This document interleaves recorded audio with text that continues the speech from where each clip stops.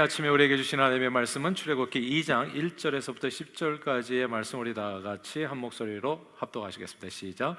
레위 가족 중 한 사람이 가서 레위 여자에게 장가들어 그 여자가 임신하여 아들을 낳으니 그가 잘생긴 것을 보고 석 달 동안 그를 숨겼으나 더 숨길 수 없게 되매 그를 위하여 갈대 상자를 가져다가 역청과 나무 진을 칠하고 아기를 거기에 담아 나일강과 갈대 사이에 두고 그의 누이가 어떻게 되는지를 알려고 멀리 섰더니 바로의 딸이 목욕하러 나일강으로 내려오고 시녀들은 나일강가를 거닐 때 그가 갈대 사이에 상자를 보고 시녀를 보내어 가져다가 열고 그 아기를 보니 아기가 우는지라. 그가 그를 불쌍히 여겨 이르되 이는 히브리 사람의 아기로다. 그의 누이가 바로의 딸에게 이르되 내가 가서 당신을 위하여 히브리 여인 중에서 유모를 불러다가 이 아기에게 젖을 먹이게 하리이까. 바로의 딸이 그에게 이르되 가라 하매 그 소녀가 가서 그 아기의 어머니를 불러오니 바로의 딸이 그에게 이르되 이 아기를 데려다가 나를 위하여 젖을 먹이라. 내가 그 싹쓸 주리라. 여인이 아기를 데려다가 젖을 먹이더니 그 아기가 자라매 바로의 딸에게로 데려가니 그가 그의 아들이 되니라. 그가 그의 이름을 모세라 하여 이르되 이는 내가 그를 물에서 건져내었음이라 하였더라. 아멘. 하나님 아버지, 오늘은 모세라는 제목으로 말씀을 나눕니다. 성령 하나님, 전하는 자나 또 듣는 모든 분들 동일하게 은혜로 역사해 주셔서 모세를 죽음에서 건져주셨듯이 죽을 수밖에 없는 저희들을 죽음에서 생명으로 건져주신 그 하나님의 놀라운 은혜에 감사하며 죽어가는 영혼들을 구원하는 사명을 기쁨으로 감당하는 저희 모두가 되도록 축복해 주옵소서. 예수 그리스도 이름으로 기도합니다. 아멘.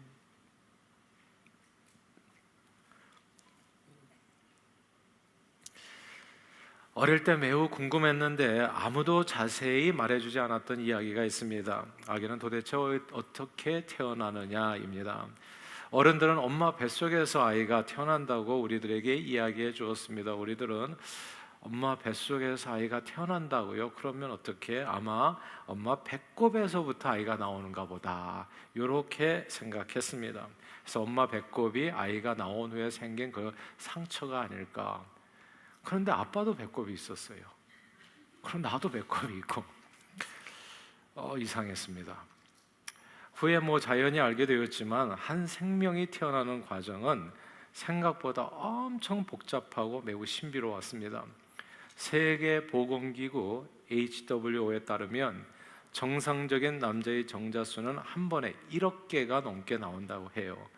그 많은 정자들이 헤엄쳐서 난자를 향해서 나아가는데 그 중에 단 하나만 난자를 만나서 아기가 되는 겁니다. 그래서 오늘 이 자리에 계신 저를 포함해서 우리 모두는 1억 분의 1의 확률로 태어난 매우 귀한 분들이지요. 그런데 이렇게 정자와 난자가 만나서 수정이 되어도 끝이 아닙니다. 수정란에서 배아가 형성된 이후에도 자궁에 착상되는 과정에서 70% 정도는 살아남지 못한다고 해요. 1억 분의 1도 어마어마한데 또 그렇게 간신히 살아남았는데 또 거기서 또 3분의 1이 추려지는 거예요. 이 세상에 사람이 태어나 살아간다는 사실 자체가 참으로 경이로운 일이 아닐 수 없습니다. 지금부터 약 3,500년 전에 애굽왕 바로 투트모스 1세 시대 애굽 땅에 살았던 이스라엘 레위 지파의 한 가정에 사내 아이가 태어납니다.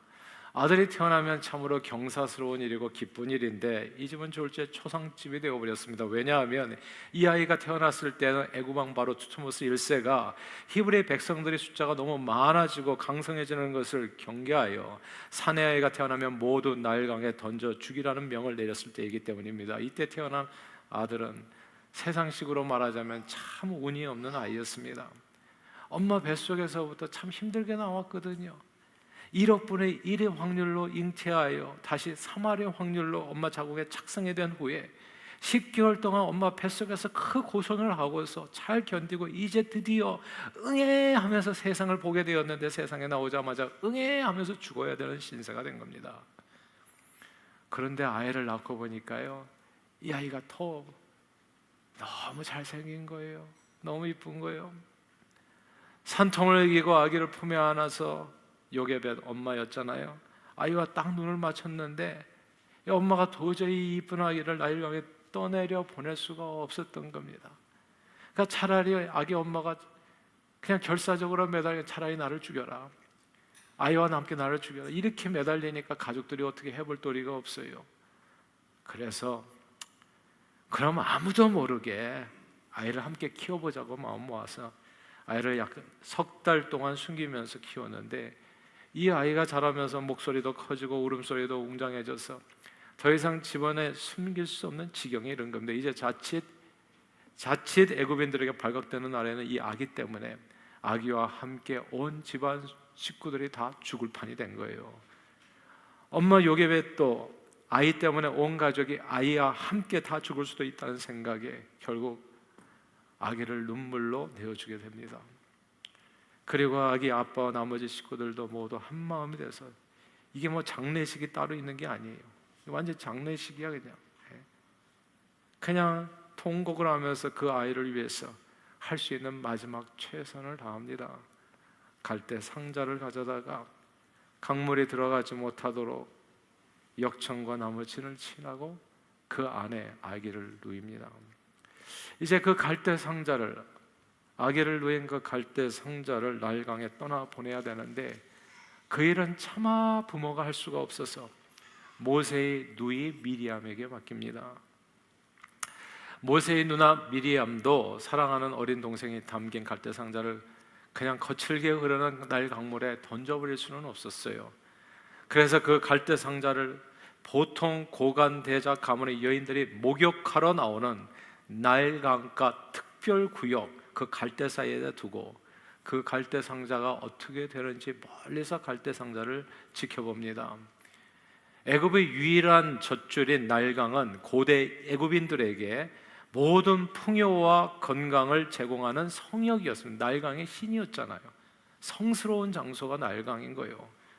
그래서 이 강 유역에는 여인들을 위한 특별구역을 설치해두고 일종의 종교 의식으로 다산과 안녕을 기원하는 마음으로 목욕하도록 했다고 해요. 한국에서 무슨 정말 삶의 어려움이 될지 예전에 우리 어머니들 아실 거예요. 그러고 아이를 못 낳는 경우에서는 탑돌이를 했잖아요. 한 바퀴, 두 바퀴 정성스럽게 그 신에게 기도하면서, 하나님 우리 가문에 임한, 우리 가정에 임한 이 어려움을 이기게 해주세요, 혹은 아들을 낳게 해주세요, 뭐 이런 기도를 갖다 탑돌이를 하면서 하지 않아서 어떤 가정은 또 정한수를 떠놓고 뭐 그런 내용이에요. 애굽의 고관 대작 가문의 여인들은 시녀들을 대동하고 이 특별 구역에서 사내 아이를 낳을 수 있도록 자신들의 신께 기도하면서 목욕을 했던 겁니다. 모세의 누이 미리암이 그 특별구역 갈대 사이에 갈대 상자를 두고 멀리서 지켜본 지 얼마 되지 않아서 바로의 딸이 시녀들을 대동하고 그 나일 강가로 나와서 목욕을 합니다. 이 바로의 딸은 투투모스 1세와 아멘호텝 1세의 딸 사이에서 태어난 무남동녀였어요. 하셉스투였습니다.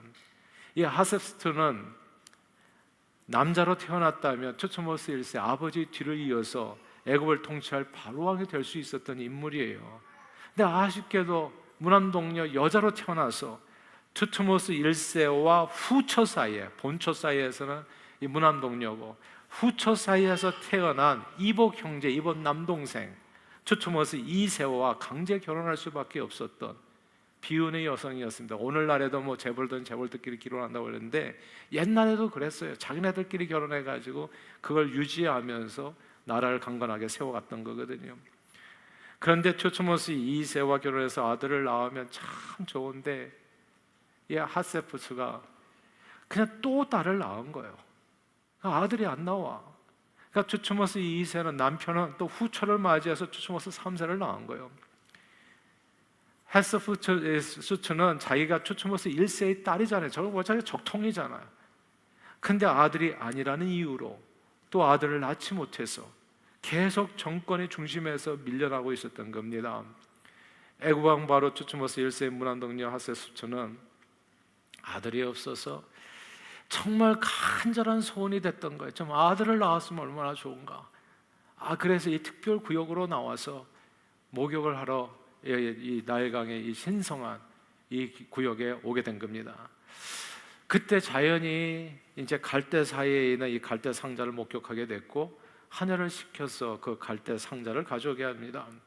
자, 상자에서 뭐가 나올까요? 상자가 열리는 순간에 놀랍게도 그 안에는 예쁜 남자아이가 있었던 거예요.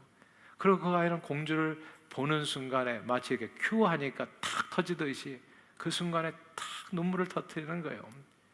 늘 사내 아이를 낳는 꿈을 꾸던 이 하셉스는 예쁜 남자가 자기를 보고 우니까 갑자기 모성애가 폭발하게 된 겁니다. 그리고 어쩌면 자기가 신에게 그토록 간구했던 아들 좀 낳게 해주십시오라는 기도를 그렇게 신이 자기에게 응답했다고 생각했는지도 모릅니다. 감히 아무도 바로왕의 지엄한 명을 어기고 히브리 남자아이를 살릴 수 없는데 바로왕의 무남동녀인 하셉스의 경우는 달랐습니다. 사실 나일강에 설치된 이 특별구역은 바로왕의 딸만 사용하는 것은 아니었습니다. 애굽의 고관 대적 가문들 여인들이 다 시녀들을 대동하고 다 누구나 다 사용할 수 있는 공간이었는데 만약에 모세를 담은 이 갈대 상자를 애굽 왕의 딸이 아닌 다른 여인이 발견했다면 어떻게 되었을까요? 다른 애굽 여인이 발견했다면 모세는 살아남기 어려웠을 겁니다. 바로의 딸은 근처에 있던 모세의 누이 미리암에게 아기를 젖먹여 히브리 여인을 찾아달라고 그렇게 명령하고 그렇게 아이의 그 친엄마 요게벳은 바로왕의 딸에게 돈을 받고 자기 아들을 젖먹이는 유모가 됩니다. 야, 이런 드라마가 없어요. 유모인 줄 알았더니 나중에 보니까 자기 엄마야? 뭐 이런 얘기예요, 말하자면. 그리고 아이는 자라서 바로의 딸에게도 들어가 더 이상 죽음을 두려워할 필요가 없는 애굽의 왕자로 성장합니다. 이렇게 히브리 민족의 한 부부에서 태어난 남자아이가 죽지 않고 살아남게 된 경로가 경이롭습니다. 이 아이가 1억 분의 1의 확률로 태어났어. 엄마 뱃속에서 자궁의 30% 확률로 착상돼요. 10개월 동안 잘 견뎌냈어요. 그런데 태어나 보니까 아들로 태어난 아기는 다 죽어야 되는 그런 세상, 죽을 수밖에 없는 100% 죽을 수밖에 없는 세상에서 갈대 상자에 담겨서 정말 죽게 되었는데 그렇게 갈대 상자에 담긴 아이를 애굽 왕 바로의 딸이 발견하게 된 겁니다. 바로의 딸이 아닌 다른 여인이 발견했다면 거의 100% 죽을 수밖에 없었는데 바로의 딸에게 발견되는 바람에 살았습니다. 그리고 아들이 많은 바로의 딸이었다면, 이 하셉스가 만약에 아들이 많았다면 보자마자 또 죽였을 거예요. 나의 아들 귀찮아, 너무 많아, 말도 안 들어. 근데 얘는 또 아들이 버려 해가지고 죽었을 거예요. 근데 바로의 딸이 또 하필이면 남편과의 사이에서 아들이 없어서 오매불망 그렇게 아들을 기다리는 여인이었거든요. 그리고 아기는 바로의 딸이 갈대 상자를 열어보는 순간 무슨 뭐 이렇게 그 순간 그 찰나를 기다렸다는 듯이 응애하고 울어서 아이를 보자마자 갑자기 불쌍히 여기는 마음을 갖게 한 거예요. 만약에 바로의 딸이 상자를 열어서 아기를 봤을 때 아이가 빵긋빵긋 웃었으면 어떻게 됐을까요? 또 죽었을지 몰라요. 재수 없다 해가지고 죽여라. 나 지금 굉장히 지금 기분 나빠서 목욕하러 왔는데, 또 어쩌면 아기가 우는 소리에 기분이 상해 짜증이 나서 또 어떻게 다르게 행동했을지 몰라. 이게 사실 이 아이가 살아난 그 여정을 보면은 정말 죽을 수 있는 순간이 훨씬 더 많았다는 거예요. 훨씬 더 사는 게 진짜 기적이었다. 그냥 죽을 수 있는 기회가 너무 많았는데 사는 거예요. 살 건가 죽을 건가. 어릴 때 아카시아 나뭇잎 이렇게 생긴 나뭇잎 있잖아요. 그걸 뜯어다가 상대가 나를 좋아한다, 나를 싫어한다 말하면서 하나씩 떼면서 서로의 마음을 점쳐봤던 그런 놀이들이 있었잖아요. 이 복불복이라는 말이 있습니다. 사람이 잘 살고 못 사는 것은 그 타고난 복 혹은 불복, 그 때문이기 때문에 억지로는 안 된다. 사람 의지로는. 이 바로의 딸이 나일강에서 건진 아이가 이게 애가 살 건가 죽을 건가, 살 건가 죽을 건가 복불복이었어요. 그런데 언제 죽어도 하나 이상하지 않은 이 아이가 죽을 수밖에 없는 모든 상황 속에서 계속해서 기적적으로 살아난 겁니다. 정말 궁금한 게 그런 거잖아요. 어떻게 언제 죽어도 하나 이상하지 않은 아이가 어떻게 이렇게 끝까지 살아남을 수 있었을까? 우리는 이 히브리 사람의 아이가 끝까지 살아남을 수 있었던 이유를 바로의 딸이 아이에게 지어준 이름 모세라는 이름 뜻풀이 안에서 찾아낼 수 있습니다. 본래 애굽어로 모세의 그 모라는 말 있잖아요. mo. 이거는 물이 water, 물이라는 뜻이고, 원래 애굽 이름은 모우세스입니다. 모세가 아니라 모우세스, 우세스. 우세스라고 하는 이 단어는 건져냄을 받다라는 의미입니다. 따라서 모세의 원래 이름이자 애굽식 이름인 모우세스는 물에서 건져냄을 받은 자라는 뜻으로 애굽 공주가 아이를 나일강에서 건져낸 것을 기념하여 붙여준 이름입니다. 근데 이 애굽식 이름이 히브리식으로 발음하게 되면 어떻게 되냐면 그게 모세스가 되는 거예요. 모우세스는 애굽식 발음. 그 발음을 그대로 다시 히브리식으로 하면 이게 모세스가 되는 거예요. 근데 모세스가 아닌 모세스가 되면 그 뜻은 놀랍게도 건져냄을 받은 자가 아니라 건져내는 자의 의미가 됩니다. 모세라는 이름 한 단어 속에 한편으로는 모우세스, 죽음의 강에서 건져냄을 받은 자라고 하는 하나님의 은혜가 담겨 있고, 동시에 애굽 땅 바로 왕의 압제에서 이스라엘 백성들을 건져내는 자라는 사명이 담겨 있는 겁니다. 하나님의 놀라운 구원의 은혜와 하나님 백성들을 구원하려는 사명이 함축된 이름이 모세입니다. 그러나 죽음의 강에서 건져냄을 받은 사람은 잘 생각해 보세요. 모세만일까요? 모세만은 아닙니다. 오늘 저와 여러분들이 함께 예배드리는 모든 분들도 사실 우리도 마찬가지 아니에요. 다 1억 분의 1의 확률로 살아남으신 분들이 이 자리에 계십니다. 모세와 같이 어머니 자궁에 착성되는 과정에서 또 30%의 확률로 살아남으신 분들, 엄마 뱃속에서 약 10개월간 잘 견디신 분들이요, 해산의 고통 가운데 이 세상에 태어나신 분들입니다. 그리고 지금까지 살아오면서 한두 번씩 죽을 고비가 없었던 사람은 여러분 가운데 아무도 없을 거예요. 아무도. 저도 여러 번 있었으니까. 저와 여러분들은 어릴 때 홍역, 천연두, 이젤, 장태포스, 콜레라, 폐결의 온갖 질병들을 뚫고 여기까지 왔어요. 이제 코로나19 광풍까지도 뚫고 살아남으신 분들이 저와 여러분들, 또한 수많은 아찔한 사건 사고를 겪으면서도 용케 살아남으신 분들이 오늘 이 자리에서 주님을 예배하고 있는 겁니다. 지금까지 살아온 것 주의 크신 은혜라고, 우리가 지금까지 살아남은 것은 우리 각 사람이 죽음을 막 피하는 아주 기가 막힌 능력이 있었기 때문이 아닙니다. 우리 각 사람은 아기 모세처럼 정말 누가 언제 죽어도 하나 이상하지 않은 그런 세상에서 오늘까지 The Amazing Grace of God, 오직 하나님의 은혜로 살아남았습니다. 그렇다면 왜 하나님께서는 저와 여러분들을 죽음에서 건져내어 오늘까지 살아남도록 하셨을까요? 하나님께서 노아와 그 식구들을 모든 인류가 멸망하는 무서운 노아 홍수 심판에서 살리셨습니다. 노아 가족이 살아난 것은 그들에게 특별한 사는 능력이 있어서가 아니라 하나님께서 그들을 살리셨기 때문입니다. 하나님께서는 아브라함을 선택하시고 그를 오랫동안 살게 하셨으나 갈대아 우르 출신의 아브라함이 가나안 땅에서 안전하게 살고 애굽에서 바로에게 곤란을 당했지만 he survived, 살아남았고, 또한 그럴랑 아비멜렉에게 아내 사라를 빼앗기는 수모를 당했지만 살아남을 수 있었던 것은 아브라함의 능력이 출중했기 때문이 아닙니다. 하나님께서는 언제 죽어도, 아브라함도 마찬가지, 언제 죽어도 하나 이상하지 않은 아브라함의 목숨을 그 수많은 위험 상황 속에서 구원해 주셨어요. 하나님께서는 창세기에 형제들에게 미움받아 죽게 된 요셉을 구원해 주시고 110세를 살게 해주셨거든요. 요셉도요, 여러 번 죽을 뻔했습니다. 1억 분의 1의 확률로 태어났지만 형제들에게 미움받아서 죽을 뻔했고요, 보드발의 집에서 보디발의 아내에게 모함을 받아 지하 감옥에 갇혀 죽을 뻔했습니다.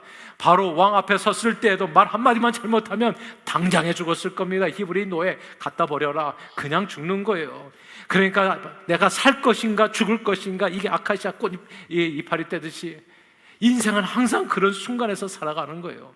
그러나 하나님께서는 언제 죽어도 하나 이상하지 않은 요셉의 목숨을 수많은 위험 상황 속에서 구원해 주셨습니다. 신약 성경의 사도 바울은 복음으로 인해서 여러 번 죽을 고비를 맞이했다고 고백해서, 바울은 고린도후서 11장 23절 2절에서 이렇게 이야기해요. 내가 수고를 넘치도록 옥에 갇히기도 더 많이 하고 매도 수없이 맞고 여러 번 죽을 뻔했습니다. 여러 번 죽을 뻔, again and again 죽을 뻔했다고요.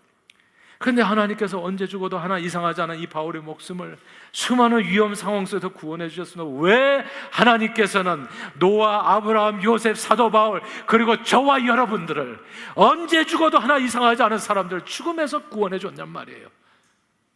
왜 오늘 우리가 살아있는 거죠 도대체? 하나님께서 하나님의 백성들을 죽음에서 구원해 주신 목적은 히브리 말 모세라는 이름 안에 담겨 있어요.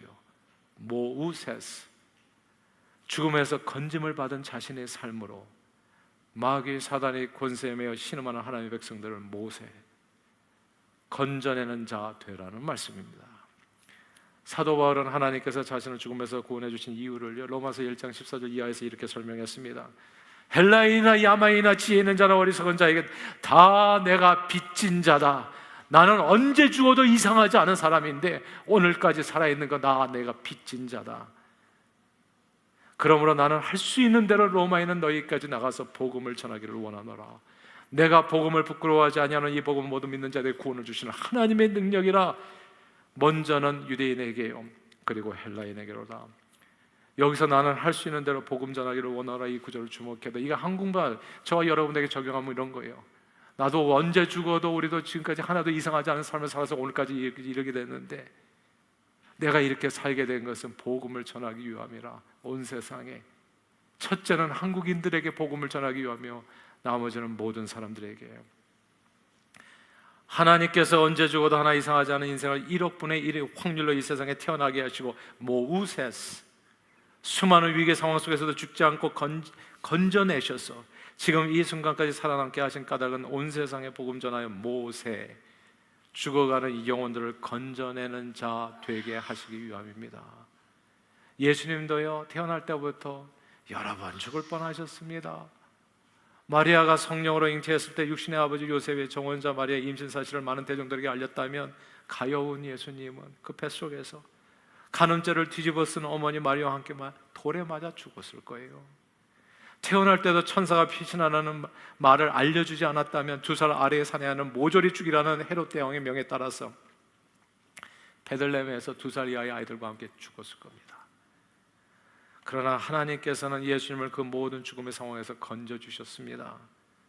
그건 모세, 예수님께 온 세상 사람들을 죄로부터 건져내라는 십자가 사명이 있었기 때문이에요. 그러므로 이 세상에는 2 종류의 사람밖에 없어요. 이 세상에는 2 종류의 사람밖에 없습니다. 하나는 자기가 왜 사는지 아는 사람, 하나는 자기가 왜 사는지를 모르는 사람. 이 사람들밖에 없어요. 왜 사십니까? Why do you live? 이거 알고 사는 사람, 또 하나는 모르고 사는 사람. 그러나 우리는 모두 어떤 의미에서는 모세입니다. 수많은 죽음의 상황 속에서 Amazing grace of God, 오직 하나님의 은혜로 모세스, 건짐을 받은 사람들입니다. 하나님의 은혜에 빚진 자들입니다. 그리고 오직 하나님의 은혜로 살아가는 우리들에게는 천사도 흠모할 만한 귀한 사명이 있습니다. 그건 아직 예수를 모르고 사망과 어둠의 그늘에 앉아있는 자들에게 복음의 빛을 비추어 그들을 모세, 건져내는 사명입니다. 우리가 사실 선교를 많이 하잖아요. 그래서 때때로 우리 선교 참 많이 한다, 너무 많이 하는 건가? 그리고 때때로 봉사도 우리 진짜 많이 하잖아요. 그리고 저는 성경을 보면서 이 사람들 진짜 미친 게 아닌가?